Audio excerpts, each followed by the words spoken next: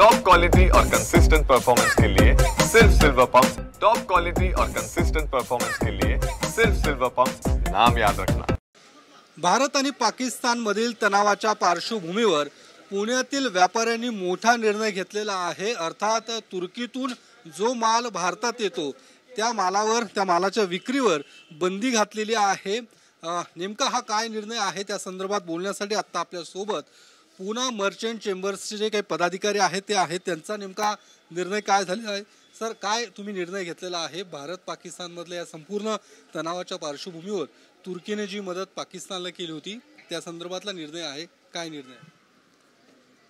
तुर्कीने पाकिस्तानला मदत केली याचा खूप संताप आमच्या व्यापाऱ्यांच्या मध्ये आहे आणि त्या दृष्टीने ऑल इंडिया ड्रायफ्रूट असोसिएशन निर्णय घेतलेला आहे की तुर्किस्तानातून येणारा हेझलनट असेल, पिस्ता असेल, अन्य पदार्थ असेल, हे सगळे इम्पोर्ट करायचे नाही। त्या गोष्टीचा आम्ही सगळे व्यापारी खूप स्वागत करतोय।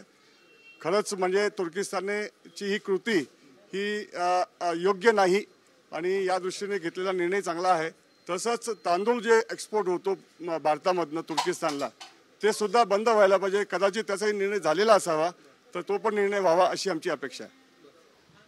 काय या सगळ्या निर्णयामागचं काय नेमकं हे पार्श्वभूमी काय आहे?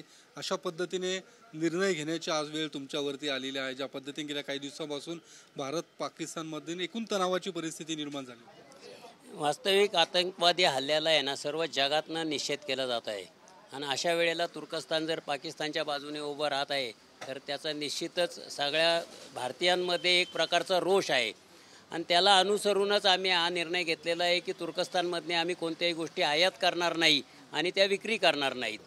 तर ह्याचा परिणाम जो आहे तो तेथील एकंदरीत जो आयात निर्यातीवर होणार आहे आणि त्याच्यामुळं कदाचित एखाद्या वेळेस थोडे भाव वाढतील पण तरीसुद्धा आम्ही तिथनं दुसरीकडनं कुठनं इम्पोर्ट करू, पण तिथनं हा माल आम्ही इम्पोर्ट करणार नाही।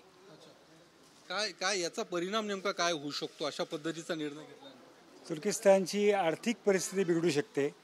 भारत हा फार मोठा इम्पोर्टर आहे, जगातल्या सगळ्यात भारतचा एक्सपोर्टही तेवढाच आहे। तुर्कीला मोठा फरक पडेल, एक तर टुरिस्टचा आहे, दुसरा व्यापारी जर बहिष्कार घालतील, ड्रायफ्रूट आहे, टुरिस्ट आहेत, याच्यामुळे फार मोठा फरक पडेल। पुण्यातले काही फळ विक्रेत्यांनी काही दिवसांपूर्वी तुर्कीतल्या फळांवरती बंदी घातलेली आहे, सफरचंद जे येतात। इतर व्यापाऱ्यांनी देखील अशा पद्धतीने निर्णय घेण्याची गरज आहे असं वाटतंय तुम्हाला? याचा नेमका काय परिणाम होतो? 100% सगळ्यांनी याच्यावर बहिष्कार घातलेला आहे। मार्केट यार्डमधल्या जे फ्रूट मार्केट आहे याने ऑलरेडी ॲपल हे जे इम्पोर्ट होतं ते पूर्ण बंद केलेले आहे आणि असे प्रत्येक एक असोसिएशन आता या मार्गी लागले की एक सगळ्या आयटमवर बहिष्कार टाकत आहे। प्रत्येक असोसिएशन या मार्गीला चालू आहे। तर आपण सगळे या व्यापाऱ्यांच्या प्रतिक्रिया ऐकलेल्या आहेत। पुणे मर्चंट चेंबरचे हे सर्व पदाधिकारी आहेत, त्यांनी हा एक महत्त्वाचा निर्णय आणि मोठा निर्णय घेतलेला आहे जो तुर्कीतनं आयात होणाऱ्या मालावरती, अर्थात अनेक आयटम आहेत, ड्रायफ्रूट्समधले आहेत, वेगवेगळ्या प्रकारचे जे काही माल आहे त्या मालावरतीच आता भारतामध्ये बंदी घालण्यात आलेली आहे। पुणे शहरात अशा पद्धतीचा तुर्कीचा माल आपल्याला विक्री होताना पाहायला मिळणार आहे आणि याचा परिणाम निश्चितच तुर्कीच्या अर्थव्यवस्थेवरती होईल असं देखील म्हणणं या सगळ्या व्यापाऱ्यांचं आहे।